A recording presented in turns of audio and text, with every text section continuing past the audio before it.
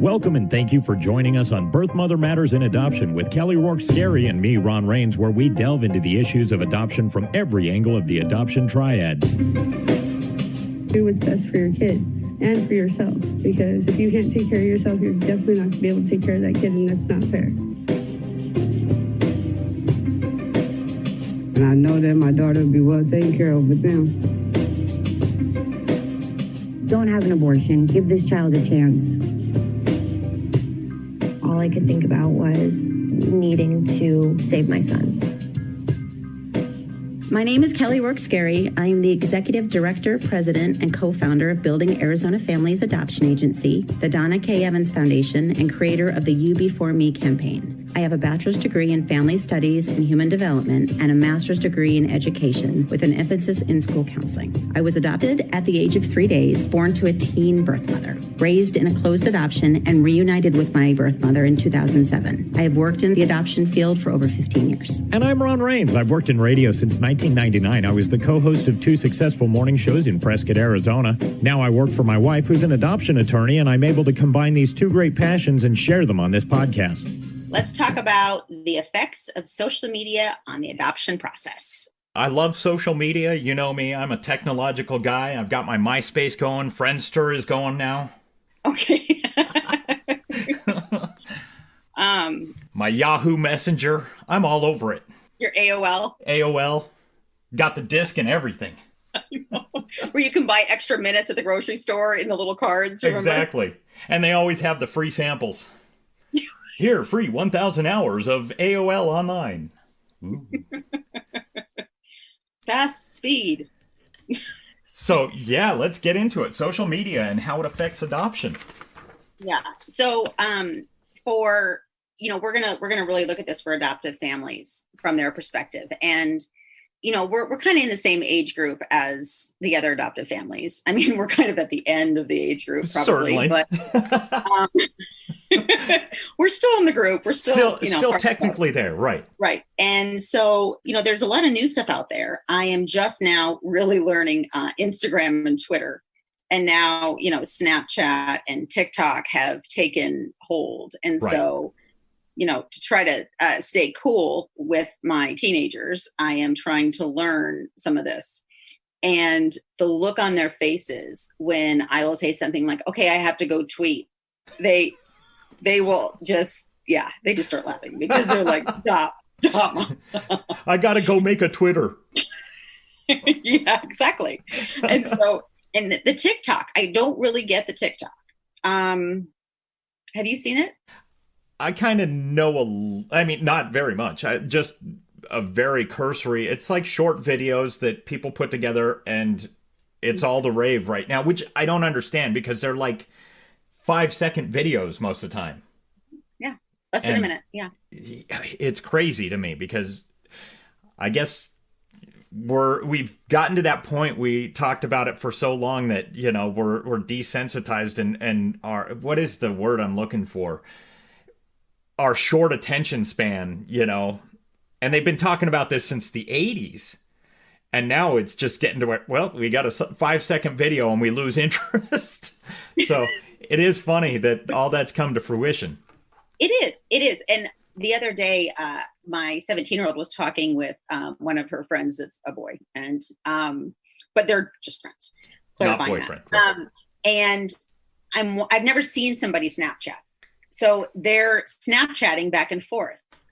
And I asked her, I said, my gosh, why don't you pick up the phone and FaceTime him?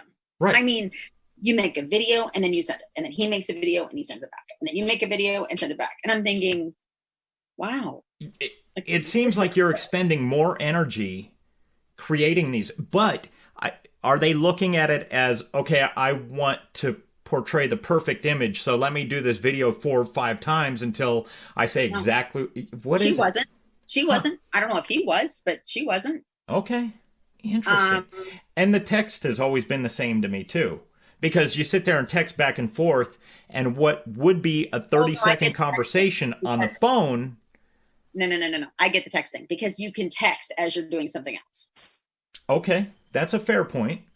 It's not always appreciated when someone's sitting in front of you and you're texting somebody else. But with this Snapchat, I mean, this was honestly ridiculous. Just bizarre. I mean, FaceTime them.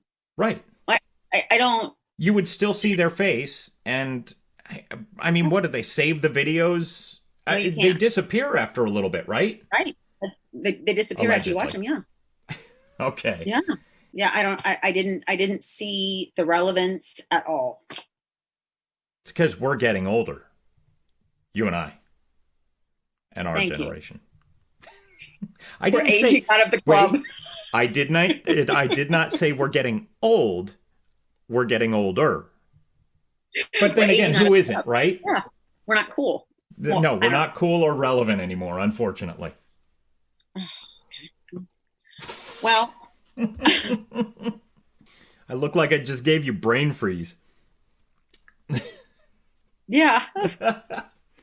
Sorry. She's got the mopey face, everybody.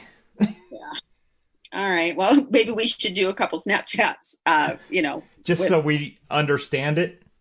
No, I mean to send out to our listeners that they we only Snapchat one person. That's right. I think. I don't know. I don't. Yeah.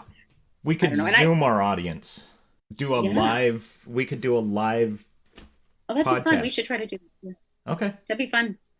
And we probably need to be in the same room though, and then Zoom everybody else. Right. Remember, we're social distancing. Yeah. Maybe after the COVID-19, we'll try and do a live podcast where we Zoom everybody just to have fun, and I think that'd be cool. Yeah, I agree, and we can do it in your amazing studio. It's getting there. I'm working on it. I would love that. Yeah, I would too. That'd be fun.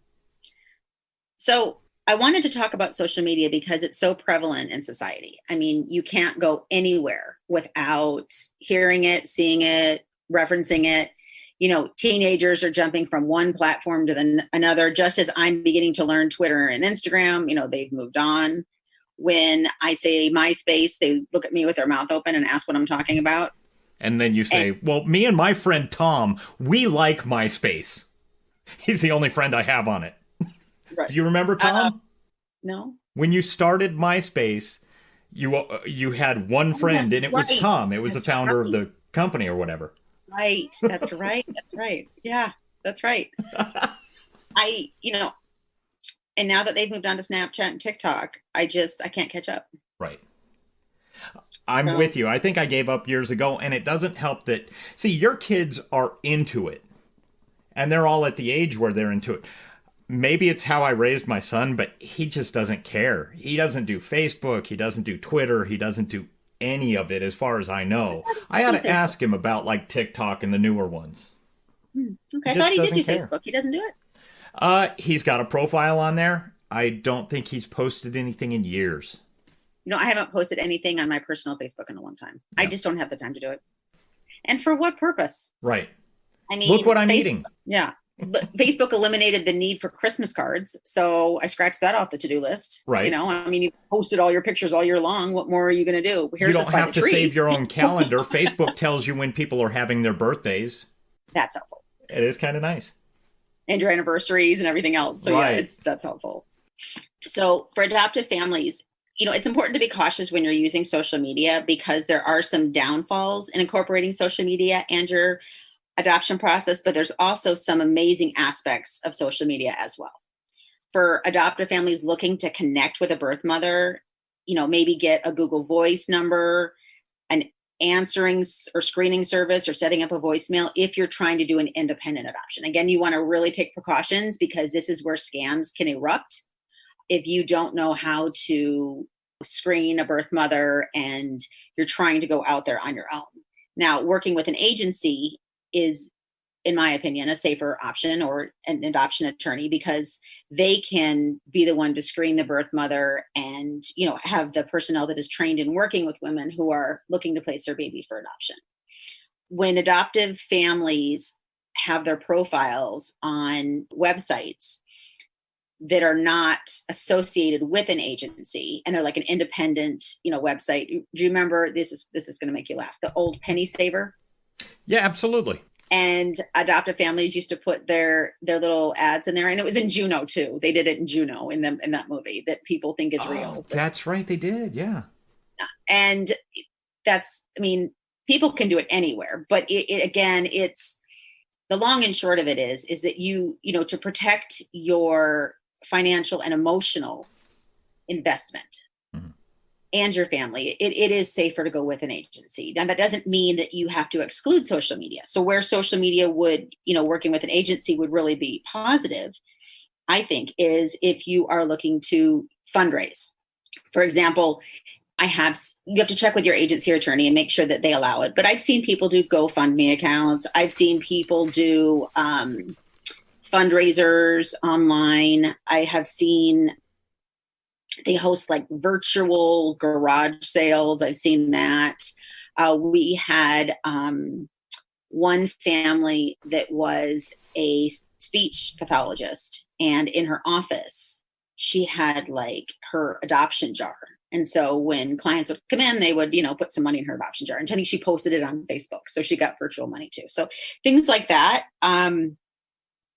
is an area. Also, I think being able to emotionally connect with other adoptive families as you are entering and going through the process.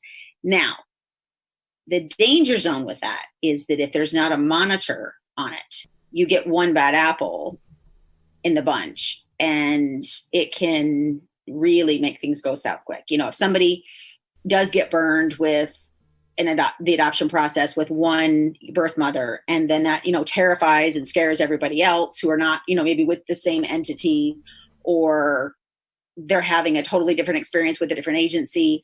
Again, that can be hard too. So it's always better to make sure that if you're in like a chat room or something of that nature, that there's an adoption monitor in there that can watch and help and jump in and explain, because nothing is worse than getting information and then having a whole bunch of people who really don't understand that information and try to disseminate it themselves. Mm-hmm. You can imagine where that can go. Absolutely. Just like with any website, when there's no moderator, it becomes the Wild West, and there's just no limits to what people will say and do, and it can get ugly, like you said, very fast. Right. Lord of the Flies. You know what I mean? Like all of a sudden, on the internet, right. Yeah, absolutely. And back in the olden days, wow. Back in the days when we first started the agency, we actually didn't really want to participate in chat rooms for that reason, because we couldn't be there to consistently monitor it. So actually, as an agency, we don't even have a chat room because of that. Now, we will link up families with other families so they can have that rapport and have someone to talk to. But putting a whole group together without a moderator 24/7, can really cause concern and scare families. And you don't want somebody to have their adoption journey kind of bent or broken because somebody else had a bad experience when it has no real reflection of their own. Mm-hmm. And then during the adoption journey, after you're matched with a birth mother, I think it's really important to be mindful of what you are posting, because it is very easy to find people in the small world that we live in. Mm-hmm. And so if you have a birth mother and we do caution our families and our birth mothers, in terms of social media, like, we want your privacy respected, but you will have those couples and the birth moms that will try to figure out, whose profile is on Facebook, and we'll start reading their posts. So I would actually recommend that if you are in an adoption situation, to have a private Facebook where you don't have information listed. Because sometimes birth mothers will post pictures of their ultrasound, and then an adoptive family may be really panicked about that, because it may make them think, oh, she's not really good with her adoption plan. She's, is she wavering? And when that happens, then we have to go in and look at it and talk to the mom and see where she is. But honestly, just because a woman is choosing adoption doesn't mean she's not celebrating her pregnancy. And it doesn't mean that she doesn't love her baby and isn't proud of the baby she's carrying. It may not be the vision of what an adoptive family wanted to experience. In other words, they didn't want to see the ultrasound pictures posted on her wall. but people know she's pregnant. They see her stomach growing. And so there has to be some sort of understanding. But we get a lot of panicked phone calls when, an adoptive family has searched out and done some investigation and found the page and have some concerns. And sometimes, yes, they're legitimate. We'll go to the birth mother and talk to them. And sometimes it's just a reminder of a birth mother doesn't have to stop her life and doesn't have to devote, everything she writes or everything she posts or everything she says just, in the manner to which others will feel better. But I think that emotional support in a positive, moderated group isn't a bad idea, as long as it's moderated. I think that additionally, maybe finding local families that have gone through the adoption process and had a good experience you can connect with. I always think that it is also good for your adopted child to see other adopted children. So this is a relationship that can be grown, and as you bring home your baby and your children grow up, for them to meet each other and know each other. And have a community. So after placement of the baby, again, our agency uses Child Connect, which is, I would say, kind of like a social media platform. I've talked about it many times before, where you can email back and forth. You're able to maintain your privacy and send pictures and so forth back and forth. Again, some post-adoption communication will include like Google Voice numbers, which I think are also a very good idea if that's the relationship that you have set up with your birth mother.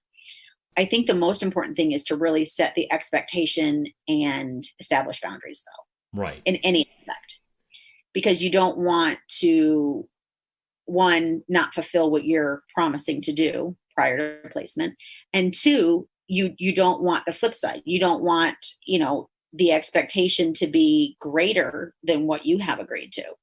So I think that if you're going to use a social media platform, there needs to be some agreement between the adoptive family and the birth mother as to what social media platform. I would absolutely do a private where maybe it's just the adoptive family and the birth mother, if they choose to do something like this. Make sure there's a written agreement so everybody understands. Establish those boundaries. When I've had situations where families will set up a Facebook profile and it's just for the adoptive mother. And they will post pictures and everything else for her. And then the birth mother is so excited, she takes the pictures and posts them on her own wall. Mm-hmm. And then the adoptive family gets very upset because that's an invasion of their privacy. They didn't put that on the public page. Right. Right. And so then feelings get hurt and families are hesitant to post on Facebook because they don't want the pictures then transferred over. And so I think the way to make sure this doesn't happen is just on the front end, really discuss what this is going to look like. Right. Define the terms. Yes. Because, social media can be a great resource used appropriately, safely. And again, agencies and attorneys may have guidelines they want you to follow. And it's not that they want to, control how you do this. It's for your protection and for the birth mother's protection and the child's protection. So I think that, in talking with the agency or attorney that you're using, really be mindful and listen to them because they can share past experiences of what can go wrong with social media. So again, I think social media can be a great resource in adoption used in the correct manner. Thank you for joining us on Birth Mother Matters in Adoption. If you're listening and you're dealing with an unplanned pregnancy and want more information about adoption, Building Arizona Families is a local Arizona adoption agency and available 24/7 by phone or text at 623-695-4112. That's 623-695-4112. We can make an immediate appointment with you to get started on creating an Arizona adoption plan or just get you more information. You can also find out more information about Building Arizona Families on their website at azpregnancyhelp.com. Thanks also go out to Grapes for allowing us to use their song I Don't Know as our theme song. Birth Mother Matters in Adoption was written and produced by Kelly Rourke Scary and edited by me. Please rate and review this podcast wherever you're listening to us. We'd really appreciate it. We also now have a website at birthmothermatterspodcast.com. Tune in next time on Birth Mother Matters in Adoption. For Kelly Rourke Scary, I'm Ron Rains.